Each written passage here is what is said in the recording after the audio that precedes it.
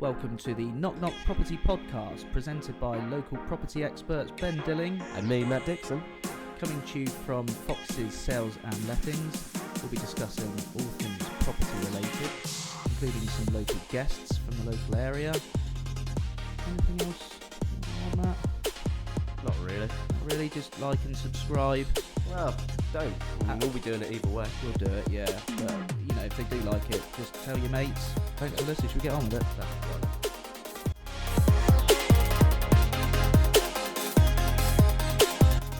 Okay, welcome to episode 3 of the Knock Knock Property Podcast. A shorter episode this time where we welcome back Matt Dixon, my co-host, and regular features such as Ben's Bugbear and Matt's Joke of the Week. We also talk about the market. We discuss a letting success story and also a property of the week on the sales side. We hope you enjoy the episode, and as always, if you can like, follow, subscribe, share, we would really appreciate it. Enjoy the episode. How you doing? Waiting for you. We good? Yes. I need to get my chair from it's in a good spot so I don't... My mic is on. Your mic is on. We are recording. Good morning, Matthew. Good morning. How are you? Yeah, I'm very well, thanks. Very well. It is 8:15 on the 3rd of March. And we're just doing a wee follow-up on the podcast that was just released yesterday, which was following on from our first guest that came on, Matthew Fleming-Duffy from Knight Frank Finance. So yeah, really informative insight to the mortgage market and green finance, later life lending, you name it. So it was a really good episode, wasn't it, Matt? He talks things through. Yeah, he comes across very well. I mean, I was sat there thinking that if this goes any better, then I may be kicked off of this show permanently and replaced. Yeah, I did call you have been referred to now as the third wheel. But maybe, yeah, I don't mind that. No, I know. And maybe as time goes on, the third wheel will be the more popular wheel. We'll have to see. But was it in education? Massively. Yeah. There was a lot of things on there I didn't know about. So. No, I've known Matt for a long time. It was quite good actually, because it was also an excuse to kind of get to know him a bit more about like, he's worked in America and the Middle East and all that sort of stuff. And funnily enough, Cherry Mortgages, he said that he sponsored one of the urinals at AFC Bournemouth, and I remember that seeing. Really? Yeah. Hundreds of qualifications, and it was interesting hearing him talk about the current climate in the mortgage market, because there's certainly a feel that there's a bit of positivity come back into it, and we've noticed the same thing on the sales side of things since it all went a bit bonkers last year. It's interesting to hear him talk as we're sort of entering towards the springtime when the market would normally be picking up. Yeah, he does a very good job of coming across in simple terms. So for people, you know, if we don't know too much about the industry, people like you. If somebody wasn't aware of any of that side of the industry, then he comes across very well. And then we went on and talked about green funding, green finance, which was interesting because to me it was like, oh, it's just getting a mortgage on a new build home, but actually it's sort of two parts really. The retrofit part, which will actually really apply to certainly a lot of our landlords, perhaps for getting their homes more energy efficient. Yeah. Maybe looking at getting green funding or green finance to help with that, because obviously the EPC ratings are going to be coming up. And then finally, he talked about later life lending, which for any of those that are over 55s, my wife, who's a lawyer, she's not over 55. I just want to point that out. She's 35, but she's a lawyer. Cashback. She does do cashback, but she does deal with people in their later life. So it was really interesting for her to listen to. And then last but not least, he was actually sleeping rough on the streets last night. Yeah, we should say that was by choice. Yes, it was by choice. He was doing it for charity, babe. He was. And Land Aid. So yeah, that could have come across that following on from the podcast is now on the streets. And we just want to make that clear to any future guests. Yeah, the podcast went really well. That was by choice, and he was living For a good cause. homeless. Yeah, excellent. So we'll have another guest that will come on at some point. Absolutely. Not quite sure when that will be. I think we want to try and get somebody maybe in the lettings arena to come in and talk about lettings. Yeah. So just for this particular episode, I think we should probably talk about the market. Yeah. Because we had the introduction to start with. We've had Matt come on to talk about mortgages, which sort of touched on the marketplace. So obviously at Fox's Sales and Lettings, we specialise in sales and lettings. So let's talk about lettings first then, Matt. What's the lettings market like? Yeah, it's busy, very, very active. So, I mean, everyone's known that that's been looking for a property that for the last couple of years, it has been crazy. Yeah. I mean, you generally don't have a property on for longer than a week if it's priced fairly. It's one of those. I tell you what, though, just before Christmas for a couple of months, anything over 1,000 was slightly quieter, but no, it is still very active. I mean, the rental market's right. But thinking about energy costs, I think people are starting to buy and rent a bit more now than ever before with that in mind. Yeah, I've never had more people on viewings ask what the EPC rating is. That's something that I have noticed in the last 6 months even. Yeah. There's a lot more people would ask about that. Fair play, because when the EPCs came in, and I mentioned to Matt in the last podcast, I remember thinking, there's money for old rope, all that kind of stuff. But as times change and the way people buy and purchase stuff, maybe it's a good thing. So I think it will. The only thing that people need to consider is that all of these properties are due to go up to Band C on the EPC rating, but I think that in itself that's going to cause issues. A big task, isn't it? It's a massive task. When you consider some properties that, for example, are an E rating at the minute, that's not massively uncommon, especially in blocks where you've got like these electric heaters. The money it's going to cost to get those properties up to a C it's going to be tricky. We shall see. Yeah, I think if this is just speculation, I reckon that will be delayed. That I reckon they could delay even to 2030. I just think that's what they might do. But again, that's speculation. What about the sales? Sales market is it's been quite a few years really. Sort of through COVID and coming out the other side of COVID and now dealing with energy crisis and the Ukrainian war, which has had an effect on it. I think Matthew from Knight Frank in the last episode said don't underestimate the resilience of the British property market. Don't get me wrong, it's certainly quietened down. I say it's quietened down. I think there's been a correction down. So obviously I describe it as 2 turbocharged years at least, and it's kind of gone back to normality. That doesn't mean to say there's been a crash. Normality, what that looks like, let's say a year ago or a year and a half ago, if a property had been on the market for a week, a buyer would say, what's wrong with it? Why is it not sold? Why is it not gone? If it's been on the market normally 5, 6, 7, 8 weeks is quite normal. So, and normality, I think, looks like going back to a more seasonal sort of year. So by that, I mean, again, looking back a year ago or 2, it didn't matter whether it was snowing outside, raining outside, sunny, Queen's birthday, whatever, bank holidays, it was busy every day, or there was demand every day. Yeah. Whereas a normal traditional market, you'll see it quieten during the winter months. And as we come through to spring, as we are now, we'll see the market start to pick up.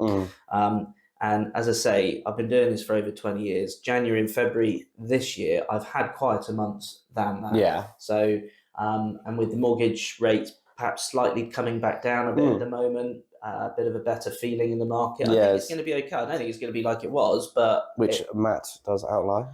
He explains in his podcast. He does, as well. in great detail, it couldn't sustain itself at the level that it was. But weirdly, although not weirdly, because maybe this is just going back to normal, we have noticed houses have been quite quiet between sort of 4, 5, 6, 700,000. Whereas before I think in the property of the week I did on the first one, Normanhurst Avenue, that's actually come off the market for the time being because we couldn't get that sold. He's going to try again in the spring.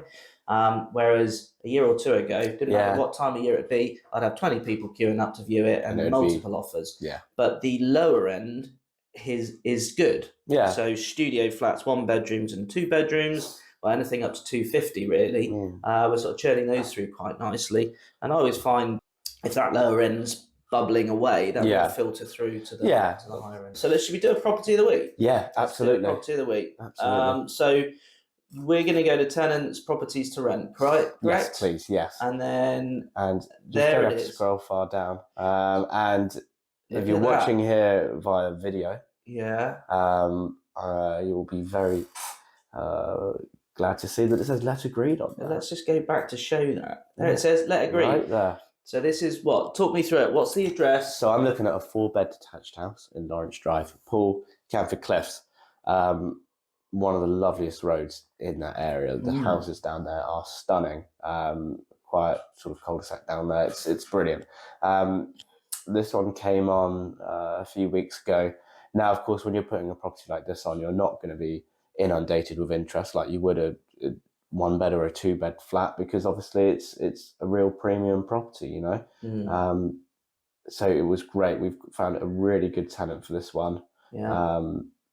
It works for both sides. Yeah, and it's worked really well. That's a good success story for us, isn't it? I mean, look at the house. So this is the house here. If you're looking at it on YouTube. So out of the couple of the bedroom windows, you can see the lake. That's Parkstone Golf Club. Yeah, I've hit a few golf balls into that one. Yes, I don't doubt that, actually. Yeah. I really don't. I can play it. Yeah. And then in the background here, that's all Poole Harbour. So it shows like all the Bouncy Island and the other islands that are in the harbour. So it shows how close it is to that. I mean, it's a big house, isn't it? Yeah, it really is stunning. So that was a success story, if you like. Yeah, definitely. Just a quick run through some of these photos again. If you're looking at it on YouTube, 2 staircases. Stunning. Yeah. Why not? Why not have 2? Yeah, I know exactly. It's well, the actual reason why they did this, it was built about 35 years ago. This one, and the family that built it lived in it ever since. Right. And they designed it so that it was perfect for them, which is you know, you can see that, you know, there's a few features where you say, oh, that's a little bit different, this, that. Well, I sometimes wake up in the morning and I wish I had a different staircase to walk down. Yeah, because they don't always want to walk down the same one as the wife. There's a stunning double staircase, and that only leads to either the main bedroom or another door which goes to the rest of the house, which the other staircase would use.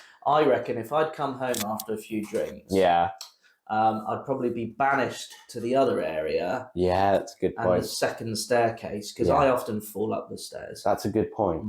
But then again, if you went up the other staircase, you'd have the choice of 2 stairs. Yeah. You know, really. Oh yeah, because that was like a galleried double staircase. So then that might confuse you if you've had a few drinks. You should go to the left one or the right one. And I don't know. I'd probably just lie down in the hall. Yeah. And wait for it to all pass. And that's nice as well.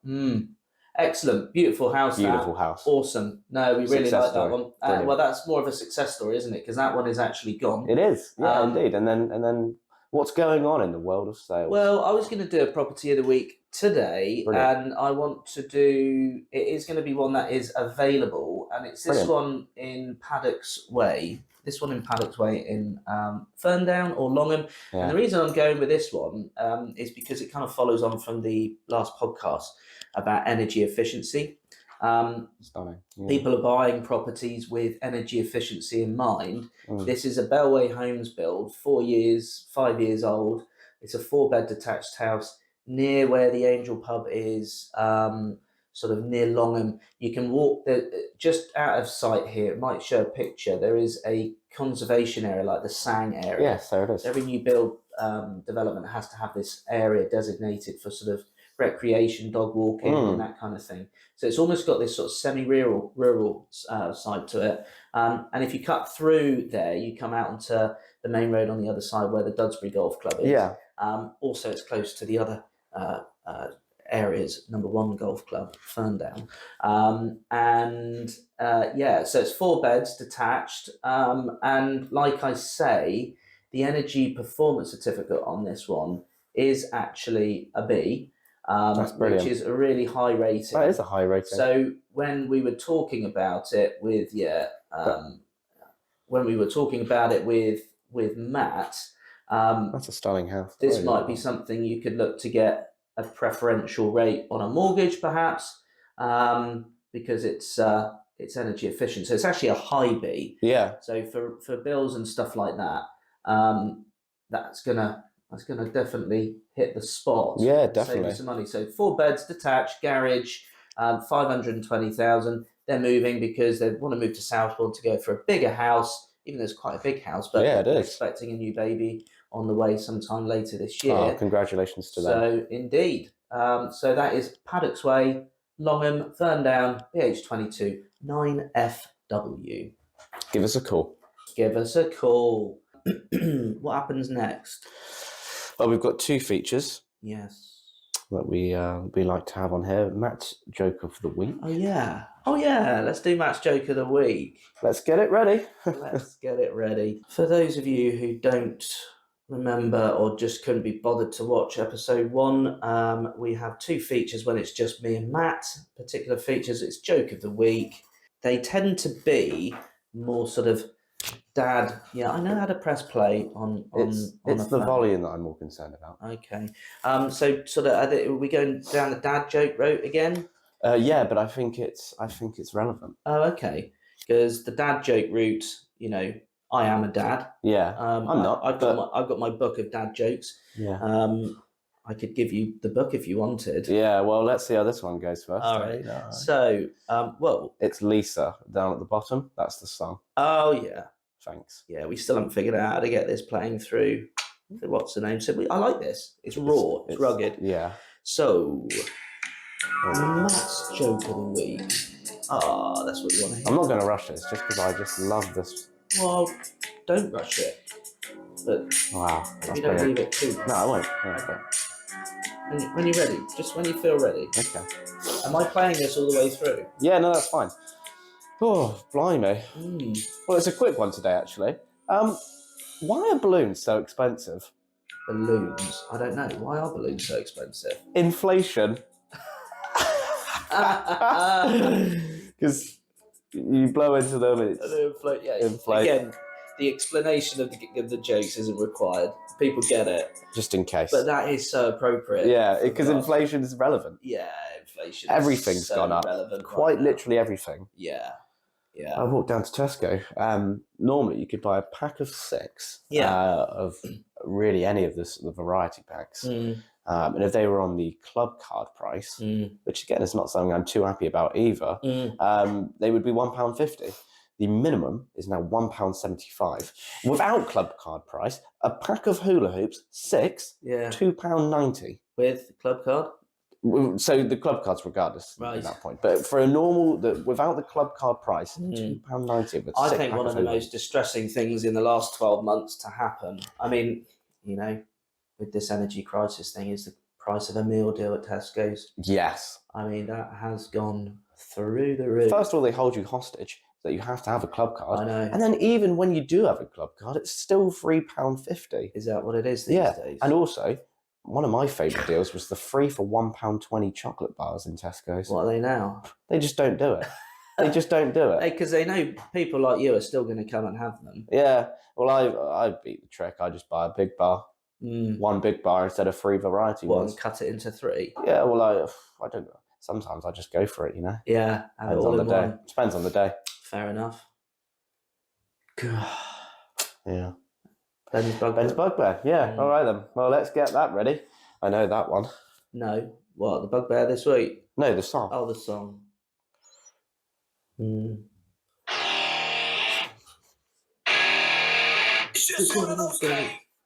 Ben's Bugbear. Ben's Bugbear. I'll keep this short because, I might not actually know what I'm like, but because otherwise it would just wind me up. You just got to riff it and jam it. And riff jam Ben's Bugbear. It's quite simply nothing to do with property. It's not even to do with LinkedIn. Okay. It's temporary traffic lights. Yes. Yeah. I live in a particular part of the BCP conurbation at the moment where a lot of resurfacing is going on, phased resurfacing.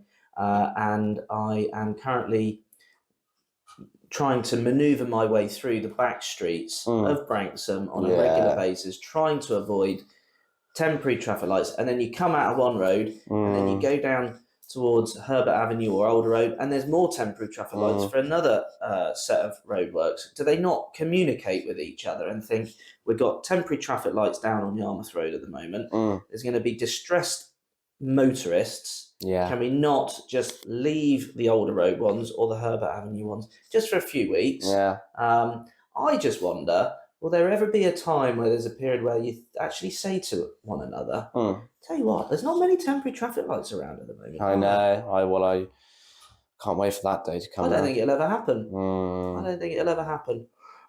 Anyway, that's Ben's bugbear. So once again, thank you for listening. Actually, just very quickly, just a quick shout out. Oh yeah. For anyone who doesn't know, I'm a big AFC Bournemouth fan, and you're a big Southampton fan. Yeah. And just in the last couple of days, but just a big shout out to Grimsby Town, the side 4 leagues below Southampton, knocked them out of the FA Cup in a great game. Just thought I'd throw it out there. Anyway, thank you. Like and subscribe and follow where you can, and it'll be on YouTube at some point. Yeah. Thanks very much. Thanks very much. Don't think there's any need for that. Right at the end. Don't think there's any need for that. I wanted to put it in, but there's no need for that. I felt that we were wrapping up there. I thought I must get that in. Yeah, I think it was pretty good without that, personally. I liked it.